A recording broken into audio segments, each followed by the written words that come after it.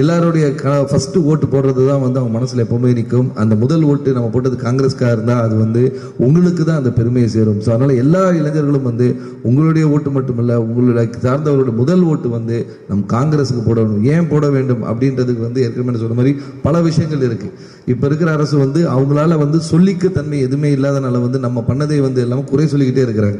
இப்போ நேருவை வந்து விமர்சிக்கிறார்கள், இந்திராவை காந்தி அவர்களை விமர்சிக்கிறார்கள், ராகுல் காந்தியை விமர்சிக்கிறாங்க, சோனியா காந்தி அவர்களை விமர்சிக்கிறாங்க. ஏன்னா வந்து அவங்களுக்கு யாருமே கிடையாது. விடுதலைக்காக போராடியவர்கள் எவ்வளவு பேர் இருக்கிறாங்க பிஜேபியில்.